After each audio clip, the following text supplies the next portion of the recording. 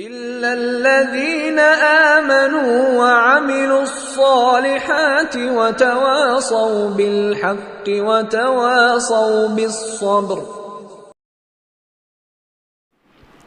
میں ایک واقعے کی طرف ابھی اشارہ کر رہا ہوں جو بہت بڑے صحابہ میں سے نہیں ہیں،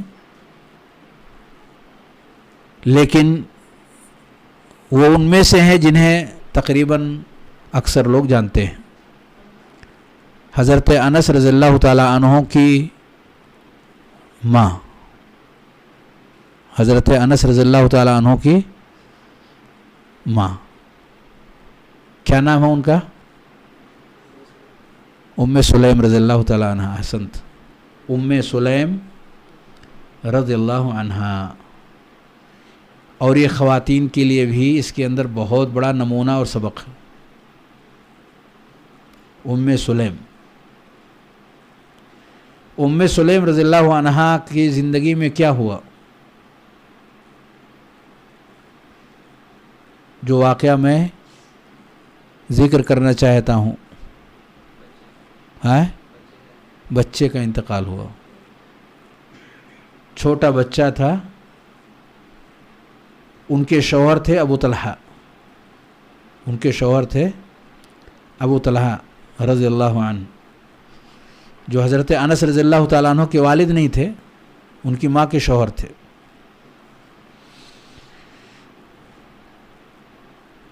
تو حضرت ابو طلحہ کے بیٹے حضرت ام سلیم رضی اللہ عنہ کے بیٹے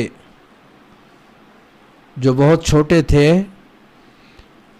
بیمار تھے، ابو طلحہ رضی اللہ تعالیٰ عنہ گھر سے باہر گئے اور اسی بیچ میں ان کا انتقال ہو گیا۔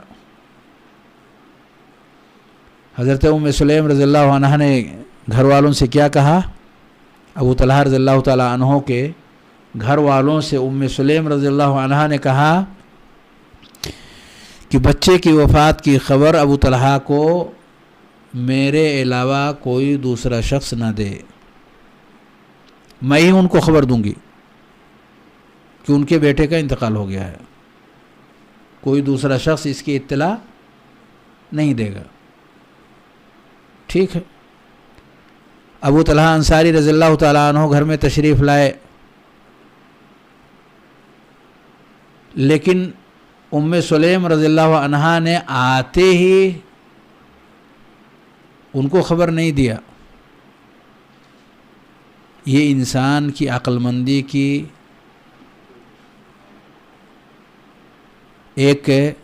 اس کا ایک بہت بڑا نمونہ ہے،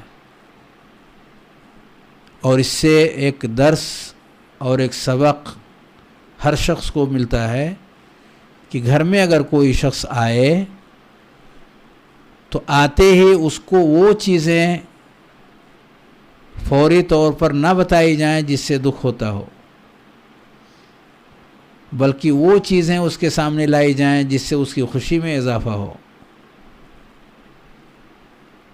اس سے کیا سبق ملتا ہے؟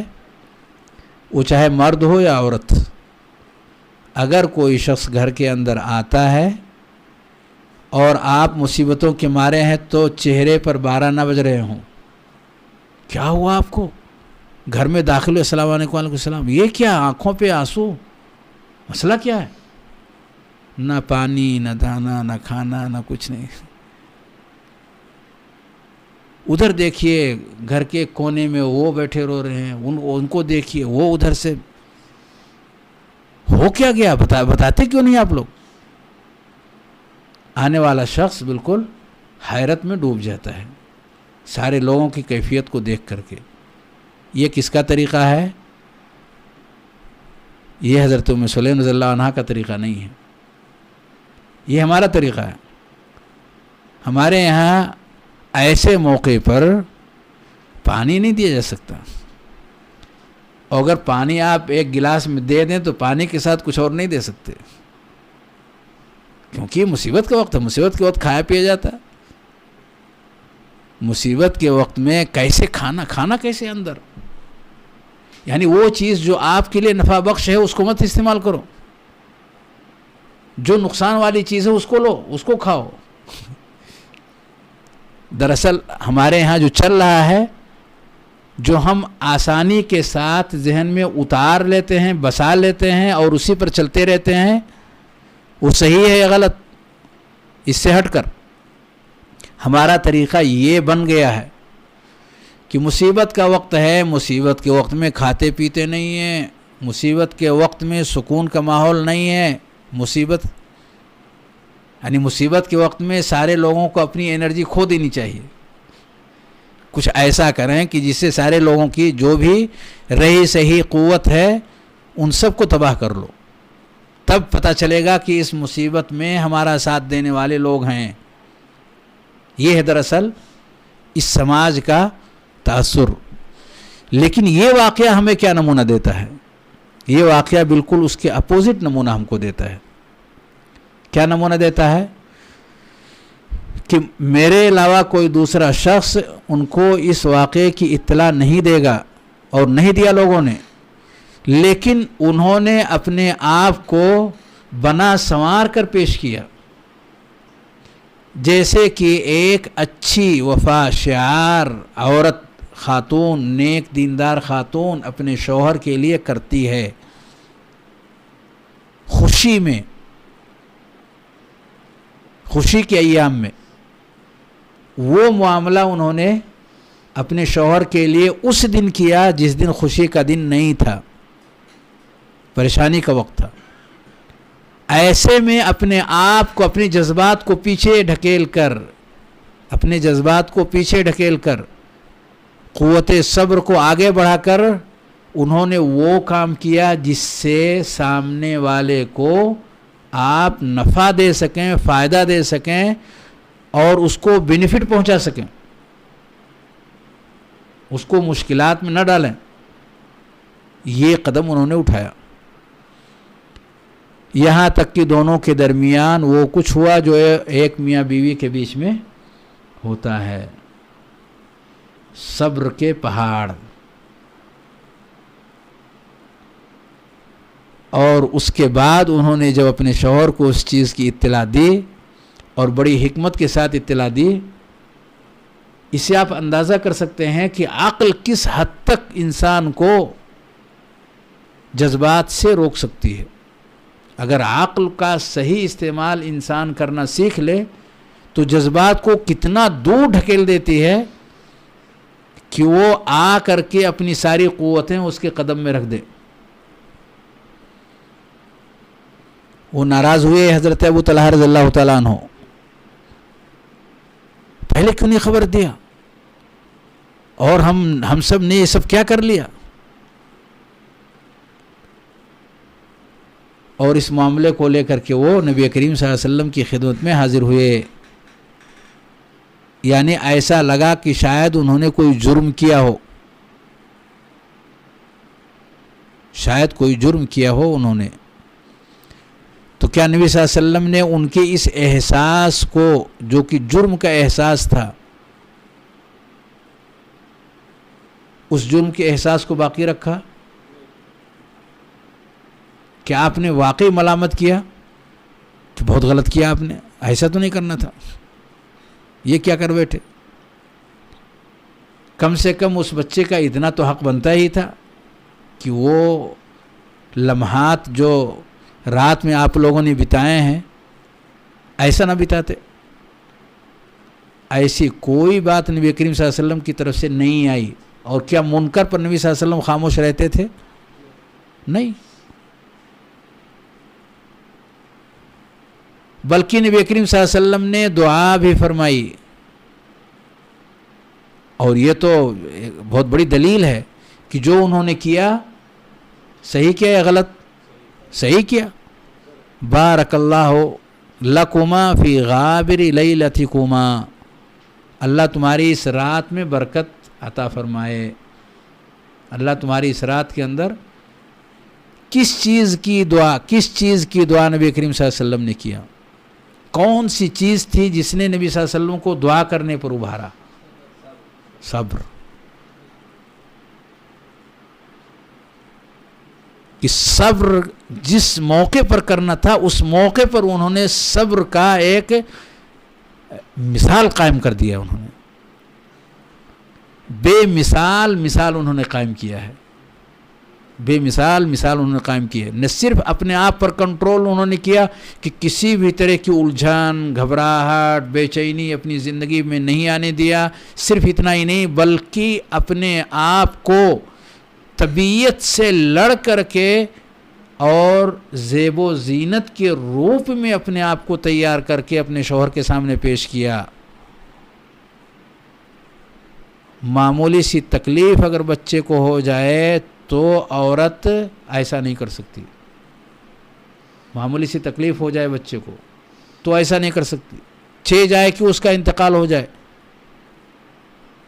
تو اس سے ہمیں کیا سبق ملتا ہے اس واقعے سے؟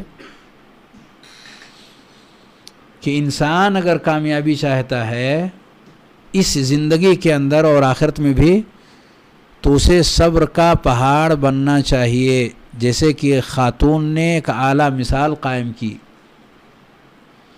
اور مصیبت جس درجے کا بھی ہو، وہ مصیبت اس کی زندگی میں ایسا ہلچل نہیں پیدا کر سکتا کہ اس کے عقل و خرد، ہوش و حواس کو کیا کر دے؟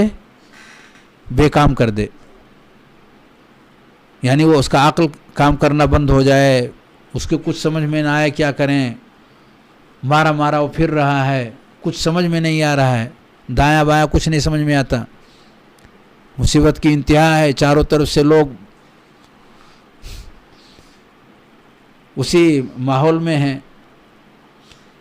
تو ایسے موقع پر اس انسان کو کیا کرنا چاہیے؟ یہ واقعہ ایک بہترین نمونہ پیش کرتا ہے کہ مصیبت ظاہر کرنا جسم کے کسی بھی حصے سے مصیبت کا اظہار نہ صرف یہ کہ ضروری نہیں ہے بلکہ اظہار نہ کرنا فضیلت ہے۔ مصیبت کا ظاہر نہ ہونے دینا، مصیبت کا کوئی اثر جسم کے کسی بھی عضو کے اوپر، جسم کے کسی بھی حصے کے اوپر اس کا کوئی اثر نہ آئے، اس کی فضیلت ہے اس کے اندر کہ جسم کے سارے اعضاء اپنے جگہ پر ہیں اور اپنے اپنے کام میں لگے ہوئے ہیں، کسی کے کام میں کوئی رکاوٹ یہ مصیبت نہیں بن سکی۔ تو اگر انسان اپنے آپ کو کنٹرول میں رکھ کر کے اپنی قوتوں کی حفاظت کرتے ہوئے نفع بخش کام کو انجام دینا اور نقصان دہ چیزوں سے بچنے کا معاملہ کرنا، یہ ہنر اگر انسان کو مصیبت کے وقت میں آ رہا ہے تو یہ کامیابی کی انتہا درجے کا معاملہ ہے جو اس نے اختیار کیا ہے۔ یہ کامیابی ہے، یہ کامیابی ہے، یہی کامیابی ہے۔